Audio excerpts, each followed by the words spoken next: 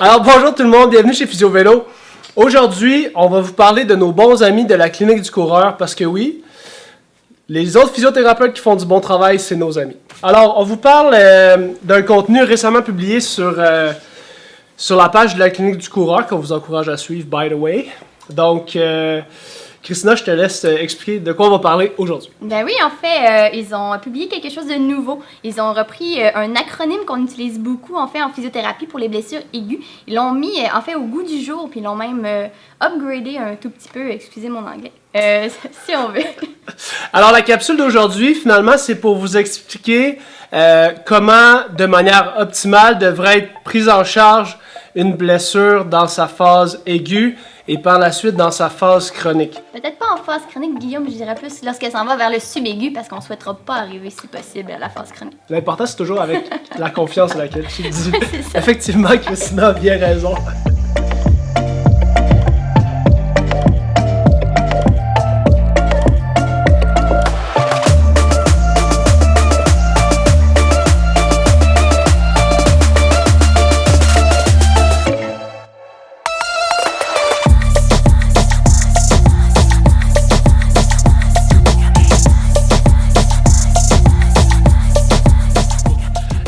L'ancien acronyme qu'on connaissait était... Dans le fond, c'était RICE, Price, en quelques exemples, en fait. C'était surtout en anglais. On avait, dans tout ça, on avait le repos, l'utilisation de glace, compression, élévation. C'était pour nous aider à nous souvenir de qu'est-ce qu'on fait lorsqu'on vient de se blesser, mais seulement en phase aiguë, ce qui était un peu un défaut, en fait, dans la guérison des blessures. Moi, tu vois, l'acronyme, je me rappelle à cause quand j'étais sauveteur, puis qu'il y avait une blessure, la fois qu'on avait appris, c'était pression, élévation, repos, glace. C'est en plein ça. Fait que c'est comme des trucs que pas mal de gens connaissent sans le savoir, peut-être, là, mais ça, c'était l'acronyme pour une blessure, de la prise en charge d'une blessure. Par contre, ça avait beaucoup de limitations. Oui, en fait, les limitations, c'était que ça tenait seulement compte, en fait, de la phase aiguë et ça tenait pas compte du processus, en fait, d'évolution de la guérison, en fait, avec ces différentes étapes qui passent du processus aigu à, justement, subaigu et à la récupération complète. C'est que les gens de la clinique du coureur, en fait, ont développé dans leur nouvel acronyme qui s'appelle Peace and Love. Ouais. On adore ça. On Ouais, adore ça. C'est vraiment bon. Alors, peut-être que, dans le fond, Peace and Love, c'est deux acronymes. Le premier acronyme, pour nous rappeler, dans le fond, les meilleures pratiques pour la prise en charge d'une blessure aiguë, l'acronyme Peace, et l'acronyme Love pour la prise en charge optimale lorsque la blessure est en phase chronique. Est-ce que tu veux nous... Peut-être pas en phase chronique, Guillaume, je dirais plus lorsqu'elle s'en va vers le subaigu parce qu'on ne souhaitera pas arriver, si possible, à la phase chronique. L'important, c'est toujours avec la confiance à laquelle tu le dis. C'est ça. Effectivement, Christina a bien raison. Super. Donc, si on décortique l'acronyme, le P reste pour protection, en fait. C'est vraiment les 2-3 premiers jours de la blessure. L'important, c'est le repos. Ça reste le même mot d'ordre. Donc, en fait, peut-être juste pour la mise en contexte, chez les cyclistes, oui, la majorité des gens qu'on voit vont être en blessure de surutilisation, mettons, mais on a quand même une certaine proportion de nos clients qui arrivent suite à des blessures traumatiques. Puis on a aussi beaucoup de cyclistes qui sont triathlètes, donc qui consultent peut-être déjà des professionnels de la clinique du coureur, puis qui se sont blessés peut-être en vélo ou peut-être à la course à pied, que ce soit tendinopathie, claquage, etc. Donc les acronymes sont valides aussi pour nous dans notre pratique, mais pour vous là, qui êtes des athlètes amateurs sérieux. Oui. Puis effectivement, au niveau aigu, on parle pas nécessairement de je viens de me fouler une cheville et je viens de me faire une entorse. Ça peut être plus complexe que ça. On peut déjà être en blessure de surutilisation, mais avoir des phases aiguës selon justement comment est-ce qu'on la gère en entraînement. Donc, ça s'applique toujours à ce moment-là. Fait que pour décrire la phase aiguë, on parlerait probablement d'une condition qui est quand même très irritable. Qui peut avoir soit des signes inflammatoires, plus de douleur, plus de raideur le matin. Ça peut être de l'enflure qu'on n'avait plus qui est revenu, ce genre de choses-là aussi. Mais dans toute cette démarche-là que vous avez de votre prise en charge, parce qu'aujourd'hui, la capsule, c'est vraiment pour vous parler de la prise en charge de vos blessures, on peut pas ne pas vous recommander d'aller voir un professionnel de la physiothérapie parce que peu importe ce que vous allez avoir comme blessure, c'est avec un professionnel de la santé que vous allez pouvoir déterminer est-ce que vous êtes vraiment, dans quelle phase vous êtes, puis c'est quoi la meilleure prise en charge pour vous à ce moment-là dans votre évolution de votre blessure. Donc, fin de la parenthèse, retour à notre acronyme PEACE. Super. P pour protection. Excellent. Puis ensuite, on s'en va au E pour élévation. Il n'y a pas nécessairement beaucoup de données probantes à ce niveau-là. En fait, ça dépend vraiment de la blessure, mais étant donné que c'est quelque chose qui a peu de risques... Au-dessus du cœur! Oui, c'est ça. On peut l'appliquer pour s'aider. C'est peu risqué, puis ça nécessite peu de temps aussi. Ouais. Donc, ça se fait très bien. Le A, par contre, est très intéressant. Oui, Ah, nouveauté. Oui. A pour... vas-y, c'est toi qui as préparé la capsule. Ah, bon. Ben, A, en fait, c'est en anglais, c'est pour avoid, mais ils l'ont mis aussi pour anti-inflammatoire à éviter. Et ça, c'est un sujet chaud, en fait, qui est sorti dans les dernières années. Nous ne sommes pas des pharmaciens.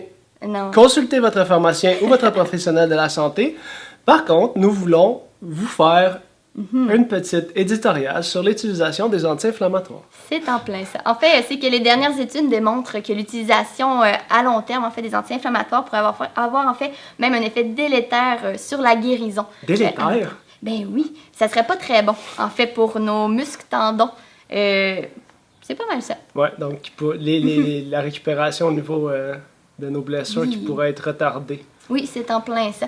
Vu que notre objectif, en fait, c'est d'avoir une guérison optimale à la fin, l'utilisation d'anti-inflammatoires, en fait, pourrait ralentir ce processus-là et diminuer aussi, c'est ça, la récupération complète. Puis mettons qu'on voudrait en prendre, ben ça serait d'en prendre probablement le moins longtemps possible. Oui, ça c'est sûr et certain. Si on peut ne pas l'éviter, bien effectivement.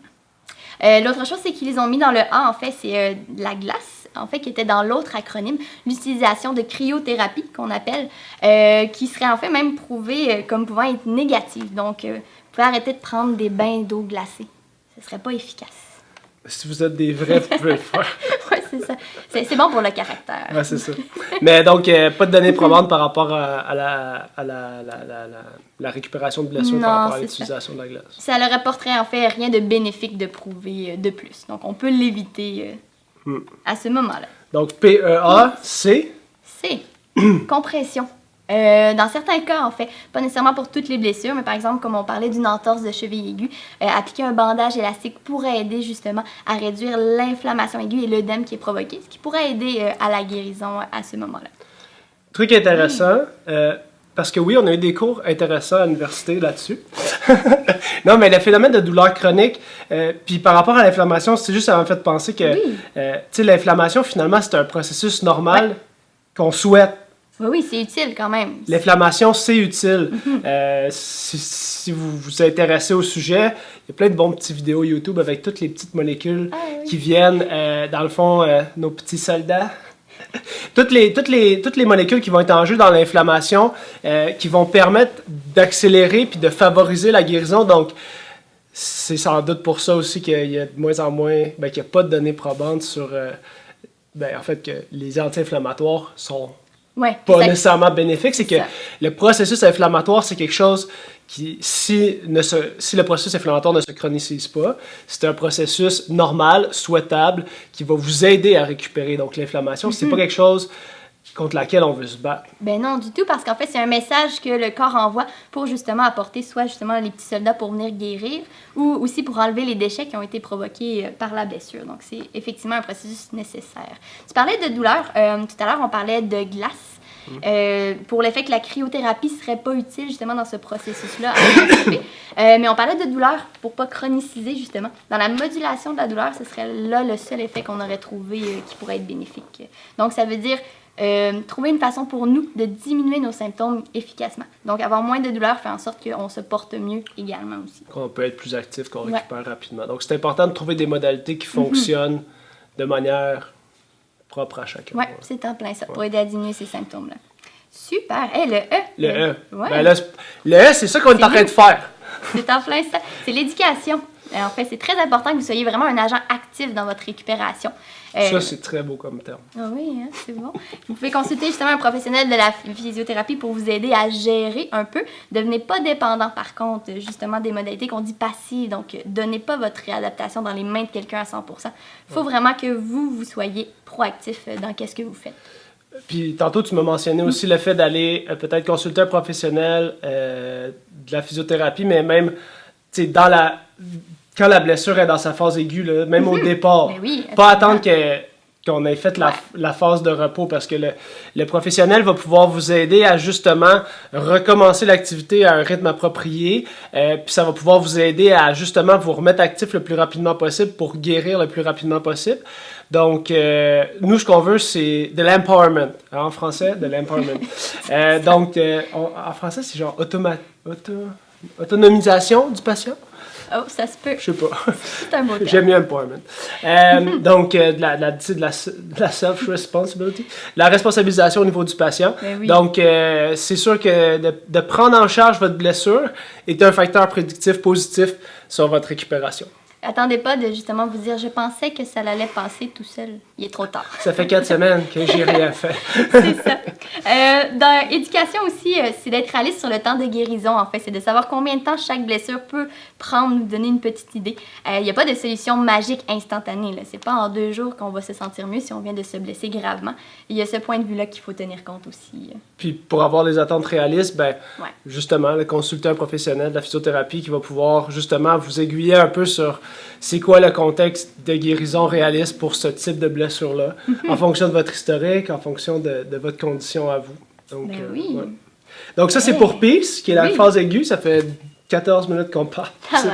Je sais pas. Mais donc ça, c'était pour la phase aiguë.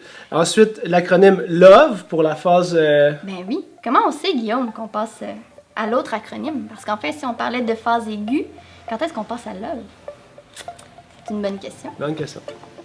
Je n'ai pas la réponse. C'est une zone grise. C'est une zone grise, effectivement. Donc, c'est dépendant de chaque personne. Là, justement, l'importance de s'entourer peut-être de quelqu'un qui peut nous guider dans la suite des choses.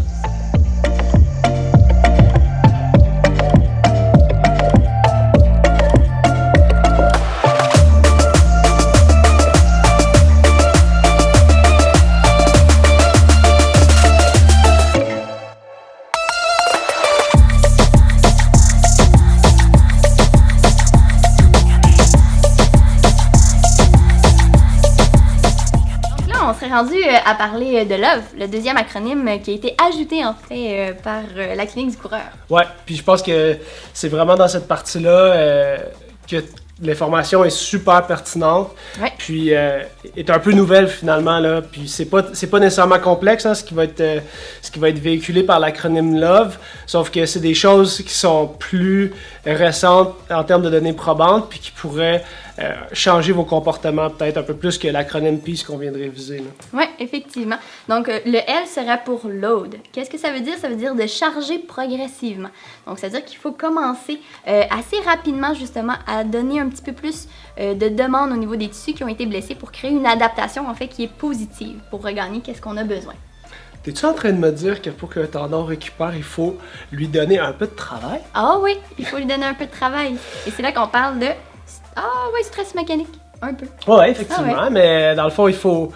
Le but de l'intervention, le but de load, c'est de pouvoir recommencer à donner un peu de travail à nos structures pour qu'on redemande du travail d'adaptation pour que les fibres, par exemple, de collagène se réalignent, puis le processus de guérison puisse continuer son chemin. Oui, effectivement, pour que ça guérisse comme il faut, si on veut, au niveau des cicatrices aussi qui sont créées à cause des blessures. Dans le O, optimiste. Ça, c'est bien comme ajout, en fait. C'est de prendre vraiment la personne dans son ensemble, parce qu'on n'est pas juste une partie physique, mais le psychologique est super important pour la récupération chez les sportifs et même chez monsieur et madame tout le monde aussi. Là. Puis, on sait très bien, par exemple, que le fait mettons, donner une cote de 9 sur 10 par rapport à est-ce que je sens que je vais pouvoir guérir de cette blessure-là rapidement, je donne une note où j'essaie juste de quantifier comment je me sens par rapport à ma récupération. J'ai comme l'impression que à 9 sur 10, que je vais récupérer à 100% de cette blessure-là rapidement, ben ça fait qu'on récupère plus rapidement. Fait que là, on n'est pas en train de vous faire un cours de self-help, là, mais je veux dire, le fait de voir la condition comme étant une condition temporaire de laquelle on va guérir, puis de cheminer à travers le processus en étant accompagné par un professionnel de la santé, de manière positive, ça va faire qu'on récupère effectivement plus rapidement. Oui, vraiment, c'est un facteur de succès prouvé partout. Sourire aussi. Oui, sourire, être de bonne humeur. C'est vrai, voir le bon côté des choses. ça va mieux dans ce Le temps-là. verre d'eau à moitié plein. Le- Ok, vas-y, continue. Donc, V, vascularisation. Ça, c'est la partie plaisante parce que vous n'aimez pas quand on vous dit de prendre un repos. Donc, c'est de reprendre progressivement des activités cardiovasculaires qui peuvent être autres que celles où vous êtes blessé. L'important, en fait, c'est de créer justement une charge qui va augmenter la circulation. Aiderait beaucoup à accélérer la guérison. Oui, effectivement. Fait que d'essayer de favoriser un effet de pompage là, à travers les structures pour Ouais, c'est en plein ça. sortir le déchet. Non, mais c'est un peu ça nécessaire, par mais rapport au processus inflammatoire. Il faut aussi que, Ah oui. dans le fond, une fois que les molécules pro-inflammatoires ont fait leur travail, ben, il faut se mettre actif pour que justement l'inflammation puisse se drainer. Puis par exemple, l'élévation, ben là, dans ce cas-là, mettons, ça pourrait être pertinent de faire de l'élévation sur une cheville qui est super enflée pour drainer un petit peu. Mais... Donc la vascularisation va être favorisée par un retour à l'activité physique progressif aérobique. C'est en plein ça. Ça fait en sorte aussi qu'on recommence un peu moins loin lorsqu'on est rendu à reprendre l'activité ou notre sport qu'on était supposé. Ça fait On qu'il y a une est partie de meilleure, du chemin on est est fait. de plus bonne humeur. Ouais, aussi. Parce qu'on a plus d'endorphine. Le dernier, c'est la partie la plus intéressante pour nous en physiothérapie, c'est les exercices dans le E pour le love. Ouais. Donc, en fait, c'est le seul qui a été prouvé vraiment avec un niveau d'évidence très fort au niveau des études que la reprise de faire des exercices spécifiques pour nos blessures nous aide à récupérer mieux et plus rapidement. Qui de mieux qu'un physiothérapeute pour nous aider dans cette étape? Ah, c'est nous les experts. C'est nous les experts de nous les l'exercice spécifique et personnalisé. Donc, effectivement, quand on vous parle de niveau d'évidence élevé, c'est vraiment qu'au niveau de la littérature scientifique, c'est prouvé, hors de tout doute raisonnable, que l'effet des exercices va vous permettre de traverser une blessure et de récupérer plus rapidement. Donc, ces exercices-là, il faut qu'ils soient adaptés en fonction du load, qu'ils soient justement à un niveau qui vous permet de récupérer de vos exercices puis d'augmenter la force tensile, par exemple, sur vos tendons. Ça va être des exercices qui vont devoir être spécifiques parce qu'en fonction du niveau aigu, subaigu de votre blessure, vous pourrez plus ou moins mettre de charge, avoir un élastique plus ou moins rigide, faire de l'isométrique, faire différents types d'exercices. Donc, si on résume l'acronyme LOVE pour la période subaiguë, dans le fond, ce que ça veut dire, c'est de se réactiver progressivement. Appliquer un stress mécanique selon qu'est-ce qu'on est capable de prendre de plus en plus pour vraiment récupérer tout ce que l'on avait pré-blessure. C'est vraiment ça que ça fait. Selon toi, qu'est-ce qui est différent dans, mettons, le nouvel acronyme LOVE de la pratique en général qu'on avait sous la forme de l'acronyme, mettons, PRICE, là?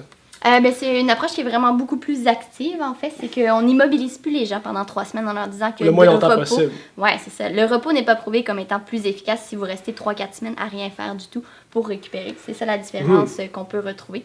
Et ça nous permet de vraiment aller chercher toutes les phases de la guérison jusqu'à votre retour au sport, en fait. Puis je pense que ça, les gens le savent, mais de manière peut-être involontaire, mais tu sais, mettons, tous les gens qui... Tu sais, mettons, post-accouchement, maintenant, tu restes, s'il n'y a pas de problème, tu restes 24-48 heures à l'hôpital. Si tu te fais remplacer la hanche, le lendemain, tu es rendu chez vous avec ta pompe. Si tu te fais remplacer le genou, c'est des opérations d'un jour. Donc, c'est pas juste parce qu'ils veulent que le monde reste pas à l'hôpital, c'est parce que c'est prouvé que vous êtes mieux de retourner le plus rapidement possible chez vous puis de recommencer à être actif. Donc, c'est un peu la même chose dans la prise en charge des blessures. La seule chose qu'il faut que vous fassiez attention, c'est que pour certains athlètes, je dirais peut-être au moins 50%. Le problème, c'est que vous allez loader trop vite dans la phase subaiguë de votre blessure.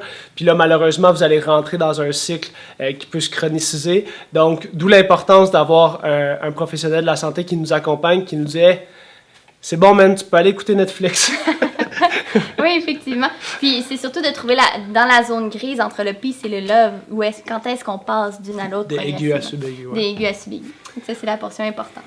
Donc, bel article publié par nos collègues de la clinique. Merci encore. Vraiment, là. On va mettre le lien dans la vidéo. Puis, n'hésitez pas à aller suivre leur page. Puis si vous avez des problèmes de course à pied, vous savez que la clinique du coureur, c'est probablement votre meilleur ami, référence en physiothérapie pour vous aider. Alors, à bientôt. Merci. Ciao.